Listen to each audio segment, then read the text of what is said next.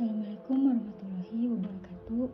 Halo semuanya, perkenalkan nama saya Isistika dengan NPM 1220628 dari kelas 3N Manajemen SDM. Pada kesempatan kali ini saya akan membahas materi pertemuan ke-14, yaitu tentang memperbaiki kompetensi. Baik, langsung saja kita simak videonya bareng-bareng ya.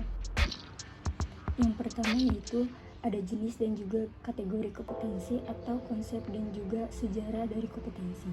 Di sini terdapat beberapa penjelasan mengenai konsep dan juga sejarah dari kompetensi dari beberapa ahli. Yang pertama ada dari Mercadal pada tahun 2003, dan yang kedua ada dari Praktisi MSDM, yang ketiga dari Michelle Armstrong pada tahun 1994, yang keempat ada Lily Spender dan juga Sidney Spender pada tahun 1993.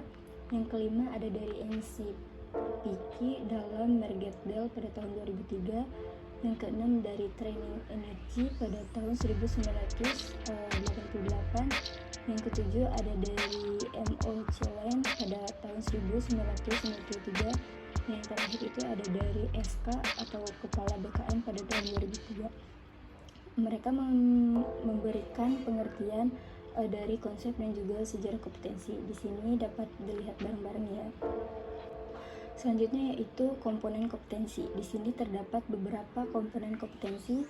Yang pertama ada motivasi, yaitu menggerakkan, mengarahkan, dan juga menyeleksi perilaku terhadap tujuan atau kegiatan tertentu. Yang kedua ada traits atau karakteristik dan respon konsisten terhadap berbagai situasi ataupun informasi. Yang ketiga ada self concept atau sikap, nilai, dan juga citra dari seseorang. Dan yang ketujuh, yang keempat ada knowledge atau pengetahuan informasi seseorang dalam bidang spesifik tertentu. Dan yang kelima yang kayak ada skill atau kemampuan untuk melaksanakan tugas fisik tertentu atau tugas mental tertentu. Selanjutnya yaitu perlunya kompetensi diperbaiki. Di sini determinan yang mempengaruhi atau membentuk kompetensi terdapat beberapa.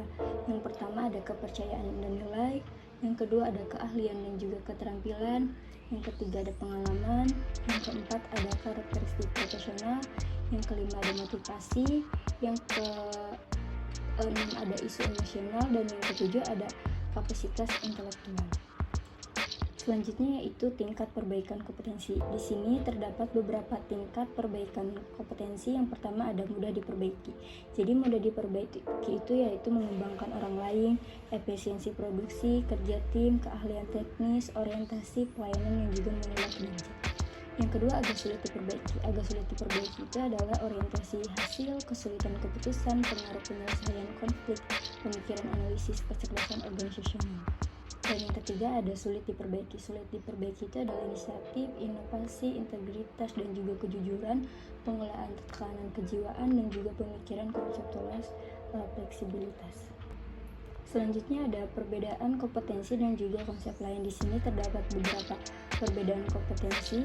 Kompetensi merujuk kepada pendekatan perilaku. Jadi perilaku tertentu dijadikan parameter untuk mampu melaksanakan pekerjaan secara efektif, berhasil, dan juga unggul atau seperti. Di sini terdapat beberapa komponen atau pengetahuan kompetensi. Adapun komponen kompetensi itu terdiri dari dorongan, sifat, citra, dan juga diri, peran sosial, dan kemampuan.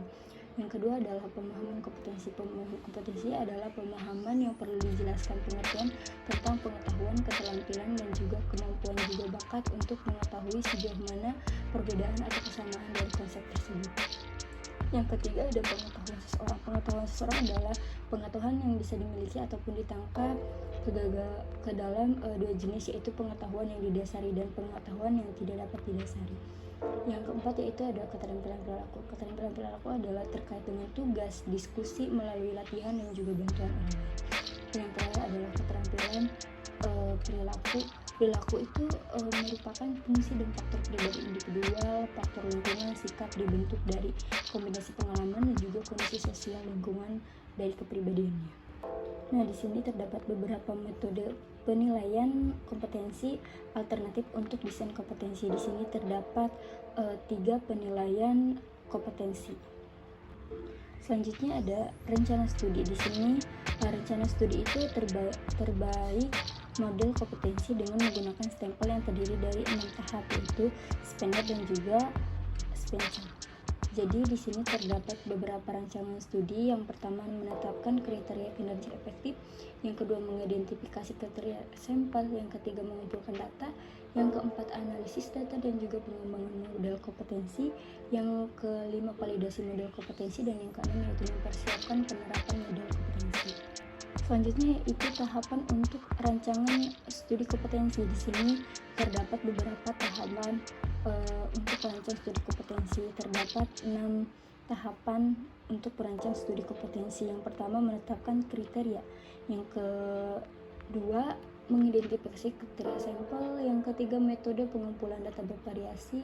Yang keempat, analisis dan juga pengembangan modal. Yang kelima, validasi model kompetensi. Dan yang keenam yaitu mempersiapkan penerapan model kompetensi. Selanjutnya yaitu tahapan mengidentifikasi model kompetensi. Di sini terdapat beberapa tahapan model kompetensi. Yang pertama, menjelaskan kriteria kinerja.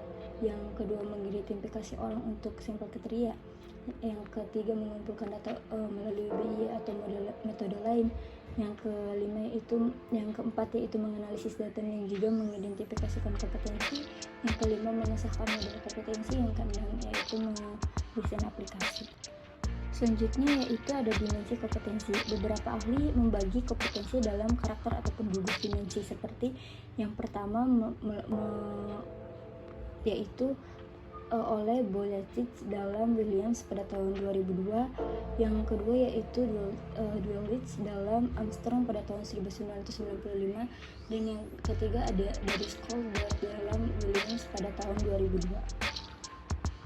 Nah, itulah materi yang dapat saya sampaikan. Kurang lebihnya mohon maaf. Semoga materi ini bisa bermanfaat untuk kita semua. Wassalamualaikum warahmatullahi wabarakatuh.